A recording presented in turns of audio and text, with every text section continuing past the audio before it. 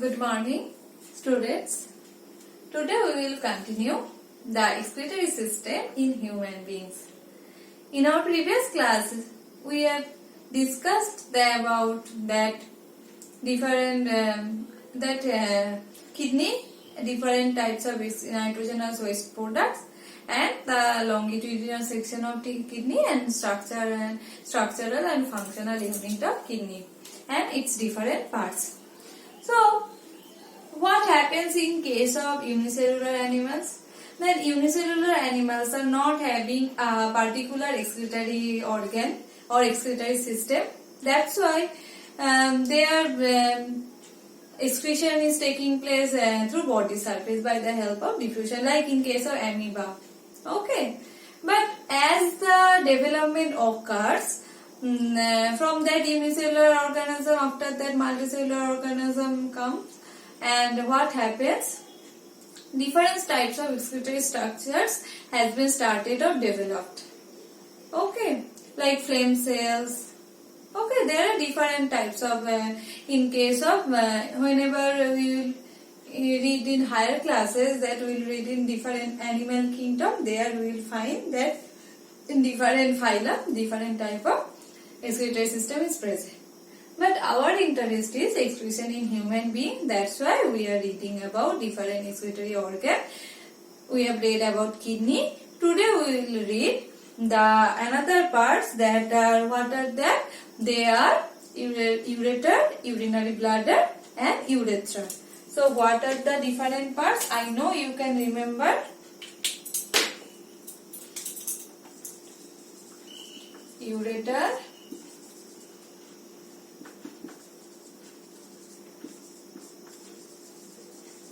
urinary bladder and urethra. So what is the number of ureter? Number is 2. 2 ureters are present. Okay. So number is 2. 2 ureters are present. That means a pair of ureters are present in case of human. And from where it arises? It arises from the each kidney. We have seen that from each kidney to tube-like structures arises. So they arises from the each kidney and it opens into urinary bladder. It arises from the each kidney and it opens into urinary bladder. Next, what is urinary bladder? As you have seen, it is a pouch-like structure. So urinary bladder is a pouch-like structure. 1 minute.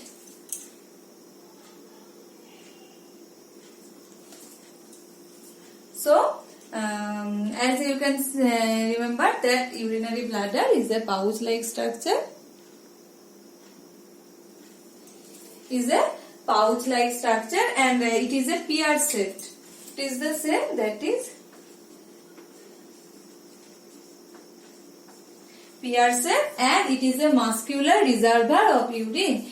It is pear-shaped and it is a muscular reservoir of urine. And it can collect that 300 to 800 ml of urine. Okay. So it can collect 300 to 800 ml of urine and it opens into a structure which is called as urethra. Okay, so what is urethra? Urethra is again a tube-like structure, a small tube-like structure, and it takes urine from the urinary bladder. It takes urine from the urinary bladder and the sphincter is present, and that means the opening of that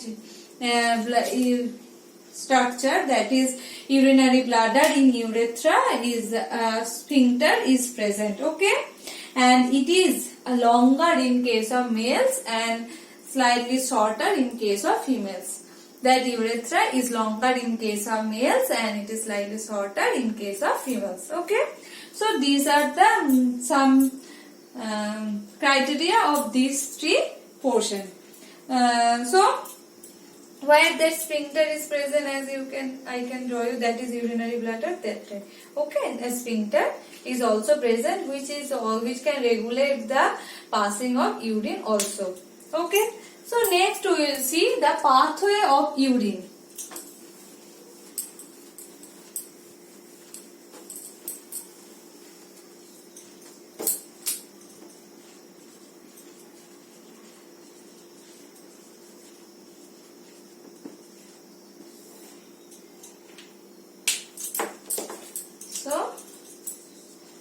first urine is produced in kidneys. Then it moves to the or moves through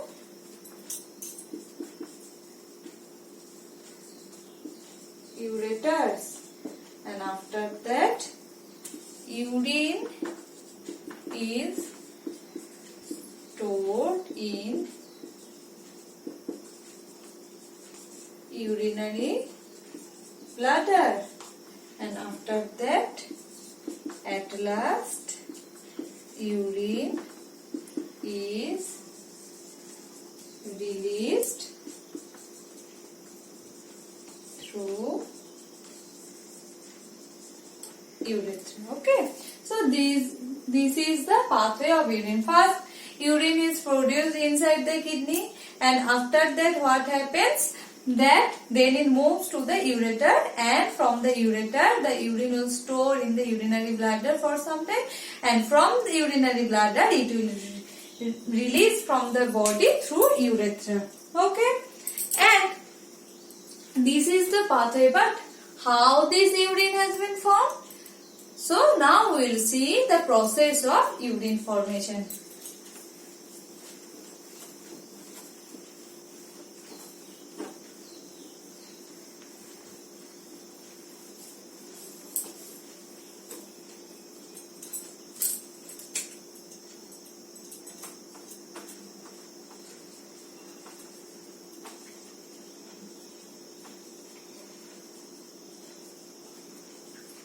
So next we will see the process of urine formation. So in that case we will read some points, that is glomerular ultrafiltration and tubular reabsorption and tubular secretion. So first one is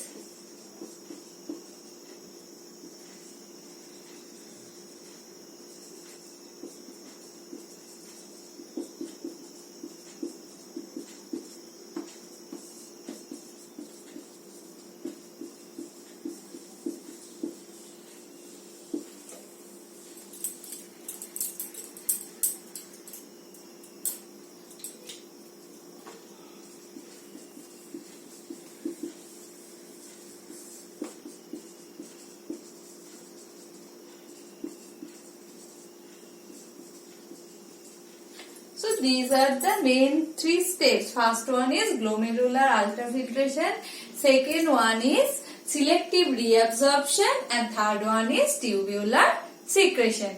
So first we will see what is glomerular ultrafiltration. For that I will draw the structure of nephron.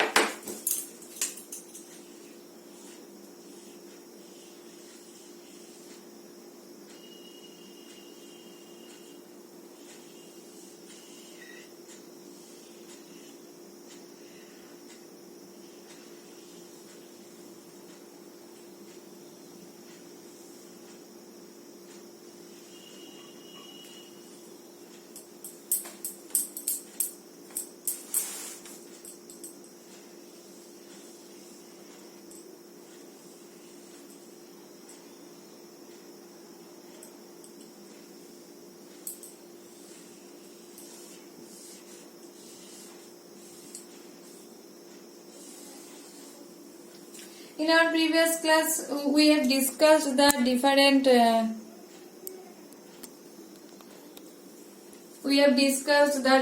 parts of a nephron. So I am repeating. That one is glomerulus. That one is Bowman's capsule. And together they are called as Malpighian body. This portion is called as proximal convoluted tubule. This portion is called as loop of Henle.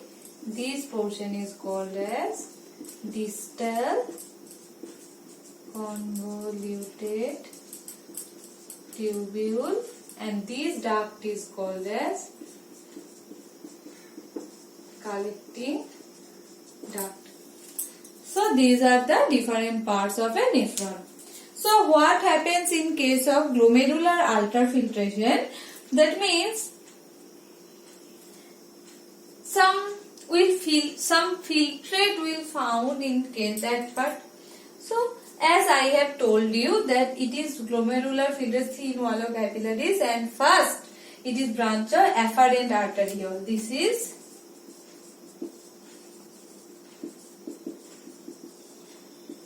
and this is efferent arteriole. Okay, arteriole means branching of artery. So the look one thing, that diameter.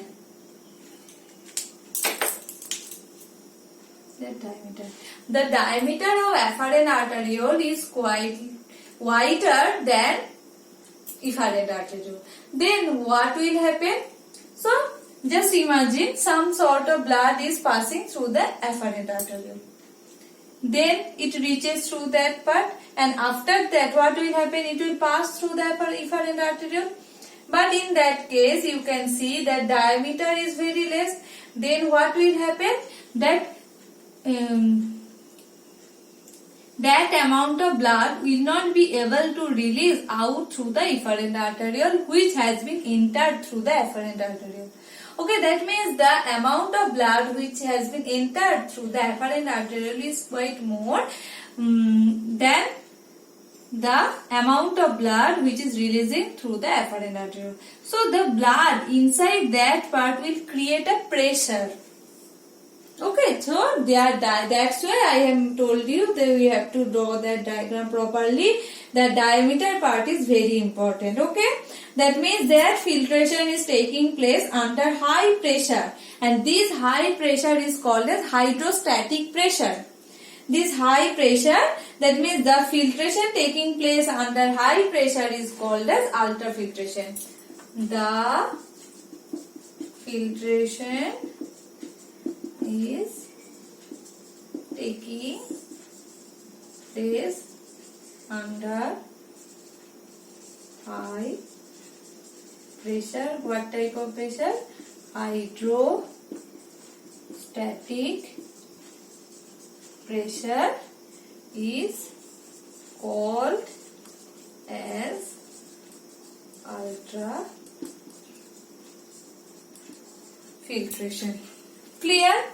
And this greater pressure is, and this why this pressure has been created? This greater pressure is created due to the narrower size of the efferent arteriole. Okay, due to the narrower size of the efferent arteriole than afferent arteriole, which causes the part of the blood, and due to that pressure what will happen? The part of the blood will pass into that part. Okay, so due to that pressure the some sort of blood will be passed into that part. Okay, and it is called as that filtrate. It is called as glomerular filtrate. It is called as glomerular filtrate. And glomerular, what is the composition of glomerular filtrate? Glomerular filtrate contains water, salts, glucose, etc. Okay, so that is glomerular ultra, and some pores are present inside that part. That's why it is called as ultrafiltration, and through that pores it will be passed. Next part is selective reabsorption. As I have mentioned that in case of glomerular filtrate, what happens?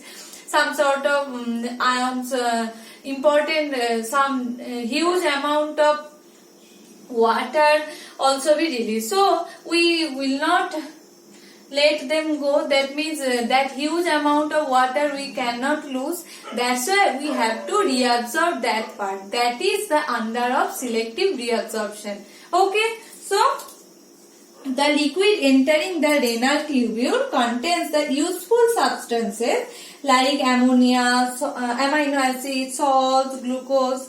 I am repeating, the liquid entering into that proximal, that Kapp-Bauman's capsule has having some sort of important components like glucose, amino acids, salts, ions, and so on. These needs to be absorbed into that renal tubule. Okay, this portion is renal tubule, and this is called as selective reabsorption. It occurs in PCT, Henle's loop, and DCT. So now we will see that which parts will be reabsorbed in PCT and DCT. Okay. So next is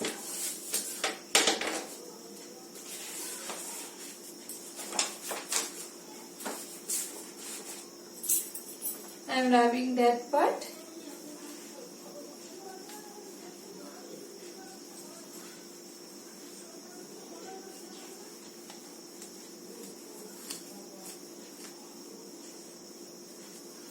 Okay, so now we will see that reabsorption.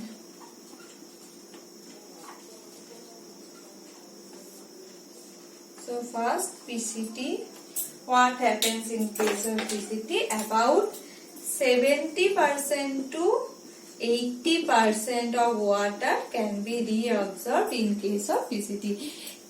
About 170 ml of filter can be inserted into that part, but our urine is 1.5 to 1.8 liter. So just imagine that a huge amount of water can be reabsorbed. Not only water, with that so many other products also.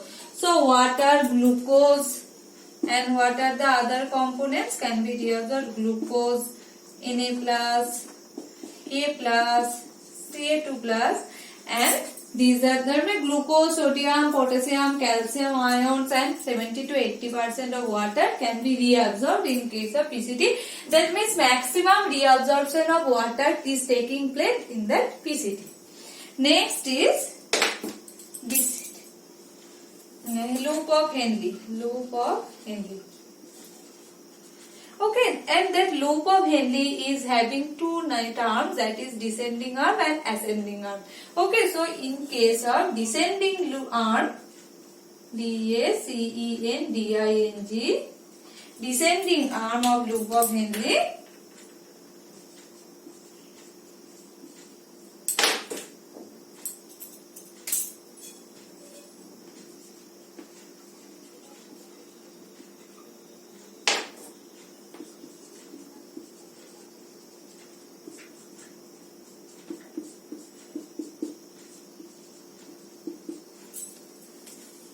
this arm is, and the thickness is also different.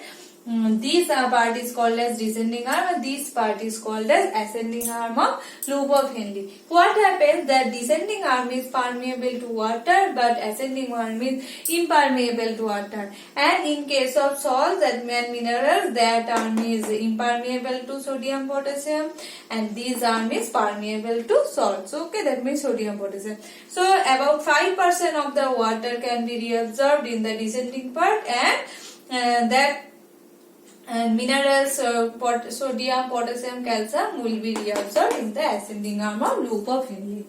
And the last part is DCT. Here some sort of water and minerals, water and minerals can be reabsorbed in that part.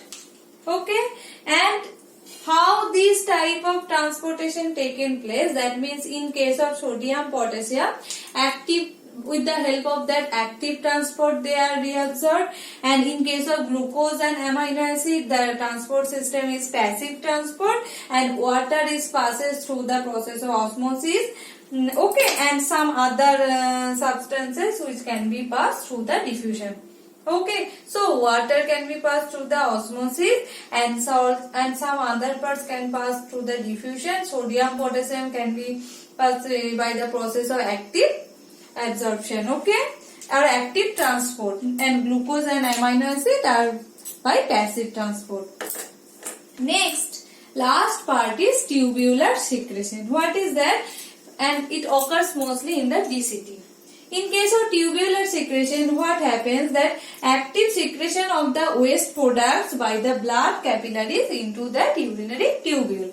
Okay, active secretion of the waste products in the blood capillaries into the tubule is called as tubular secretion. It ensures that removal of the urea. In case of human, our main excretory matter is urea and other uric acid, etc. Extra salts, and in that case extra salts K+, H+ are also secreted into the urinary bladder to maintain the pH of the urine. Why? To maintain the pH of the urine. So that is called as tubular secretion.